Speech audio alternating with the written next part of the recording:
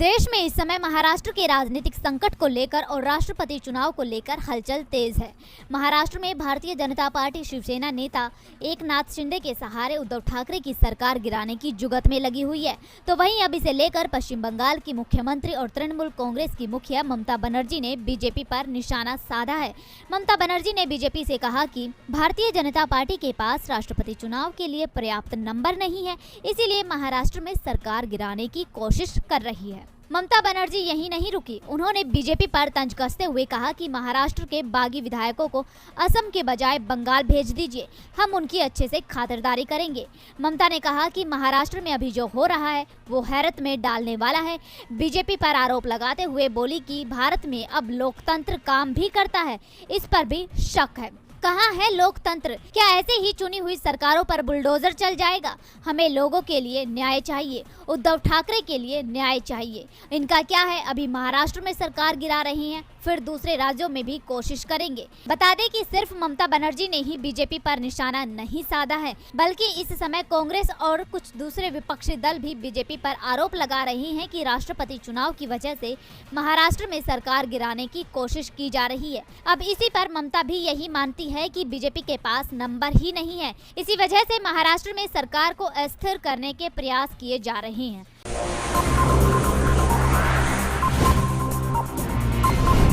मंत्री मुख्तार अब्बास नकवी का राज्यसभा में कार्यकाल समाप्त होने वाला है। ऐसे में सवाल उठने शुरू हो गए हैं कि मुख्तार अब्बास नकवी को लेकर बीजेपी का प्लान क्या है, क्योंकि पहले ये उम्मीद की जा रही थी कि बीजेपी उन्हें राज्यसभा भेज सकती है, लेकिन ऐसा नहीं किया गया।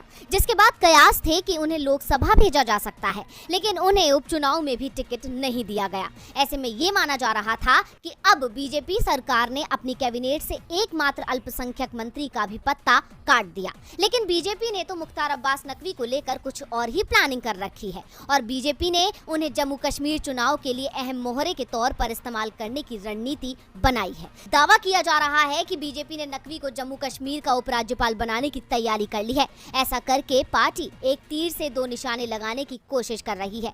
इससे नकवी की नाराजगी भी दूर हो जाएगी, साथ ही जम्मू कश्मीर जैसे मुस्लिम बाहुल्य क्षेत्र में मुस्लिम उपराज्यपाल बनाकर मुस्लिमों को साध पाएगी, जिससे चुनावों के दौरान उसे फायदा मिल सके। गौरतलब है कि जम्मू कश्मीर में भी अगले कुछ महीनों में चुनाव हो सकते हैं। ऐसे में क्या बीजेपी का ये दांव होगा सफल, ये तो आने वाला समय ही बताएगा। महाराष्ट्र की सत्ता किसकी होगी, इसके लिए दंगल जारी है और शिवसेना और बीजेपी की तरफ से दांवपेच का दौर चल रहा है। जहां एक तरफ बीजेपी सपने संजो रही है, यहां तक कि देवेंद्र फडणवीस के समर्थकों ने तो उनके सीएम बनाए जाने के पोस्टर भी लगा दिए, तो वहीं शिवसेना इतनी आसानी से हार मानने वालों में से नहीं है। एनडीए गठबंधन में लगातार बैठकों का दौर जारी है और कमान शरद पवार ने संभाल रखी है। उनकी रणनीति बीजेपी की रणनीति पर भारी पड़ती नजर आ रही है।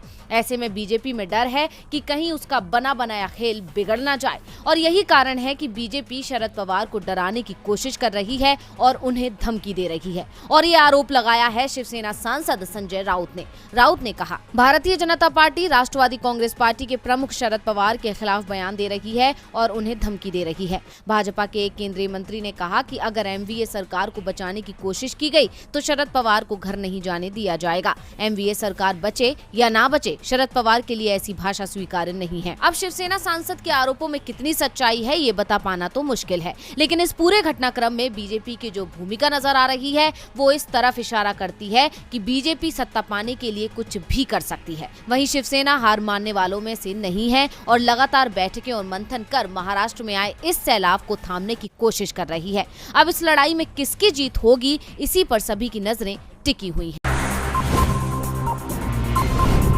साल 2002 के गुजरात दंगों को कौन भूल सकता है।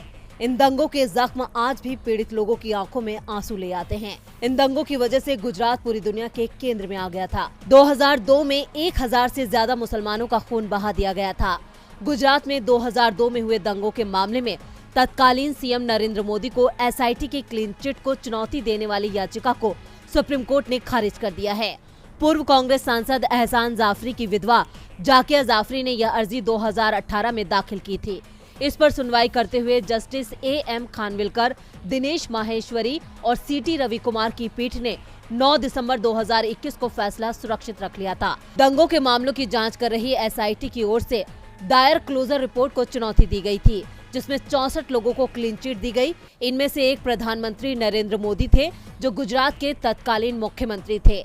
आपको बता दें कि जाफरी के पति की गुलबर्ग सोसाइटी में दंगों के दौरान जान चली गई थी। उन्होंने दंगों के पीछे की बड़ी साजिश होने का दावा किया और 2006 में इसकी शिकायत दर्ज कराई थी। सुप्रीम कोर्ट ने गुजरात दंगों के मामलों की निगरानी के दौरान 2011 में SIT के आरोपों की जांच कराने का निर्देश दिया था। फरवरी 2012 में SIT ने शिकायत पर क्लोजर रिपोर्ट दाखिल की। इसके बाद याचिकाकर्ताओं ने निचली अदालत में अर्जी देकर क्लोजर रिपोर्ट को चुनौती दी थी, जिसे खारिज कर दिया गया। क्लोजर रिपोर्ट के खिलाफ एक अपील गुजरात हाईकोर्ट के सामने भी लाई गई, जिसने 5 अक्टूबर 2017 को इसे ठुकरा दिया। इसके बाद याचिकाकर्ताओं ने 2018 में सुप्रीम कोर्ट का दरवाजा खटखटाया। मामले की सुनवाई 14 दिनों तक चली और याचिकाकर्ताओं का प्रतिनिधित्व वरिष्ठ अधिवक्ता कपिल सिब्बल ने किया। राज्य सरकार का प्रतिनिधित्व सॉलिसिटर जनरल तुषार मेहता ने किया, जबकि वरिष्ठ अधिवक्ता मुकुल रोहतगी SIT की तरफ से पेश हुए थे। अब सुप्रीम कोर्ट से भी याचिकाकर्ताओं को निराशा मिली है। अग्निपथ स्कीम पर मोदी सरकार अलग थलग पड़ गई है, क्योंकि अब उसके अपने ही उसका विरोध कर रहे हैं और इस लिस्ट में सबसे पहला नाम है पीलीभीत से सांसद वरुण गांधी का, जो इस स्कीम के आने के बाद से लगातार सरकार पर निशाना साध रहे हैं। वहीं अब वरुण गांधी ने एक ऐसी पेशकश की है जिसने सभी को हैरान कर दिया। वरुण गांधी ने अग्निवीरों को पेंशन न मिलने का विरोध किया। बीजेपी सांसद ने ट्वीट कर सरकार को आड़े हाथों लिया।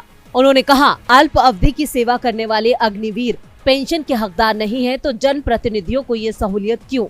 राष्ट्र रक्षकों को पेंशन का अधिकार नहीं है, तो मैं भी खुद की पेंशन छोड़ने को तैयार हूँ। क्या हम विधायक सांसद अपनी पेंशन छोड़ ये नहीं सुनिश्चित कर सकते कि अग्निवीरों को पेंशन मिले? अपने इस ट्वीट के जरिए भाजपा सांसद वरुण गांधी ने अग्निवीरों को पेंशन न मिलने के नियम पर आपत्ति जताते हुए अपने पेंशन छोड़ने की पेशकश की है। वहीं दूसरी तरफ आज देश के किसान भी इस स्कीम के विरोध में प्रदर्शन कर रहे हैं और संयुक्त किसान मोर्चा ने भारत बंद बुलाया है। आपको बता दें कि करनाल में संयुक्त किसान मोर्चा की समन्वय समिति की बैठक में इसको लेकर फैसला किया गया था। किसान मोर्चा ने युवाओं, सामाजिक कार्यकर्ताओं और राजनीतिक दलों से इस बंद में समर्थन करने की अपील की थी। यानी इस स्कीम का विरोध इतनी आसानी से खत्म होने वाला नहीं है और सरकार का ये दांव उस पर भारी पड़ चुका है।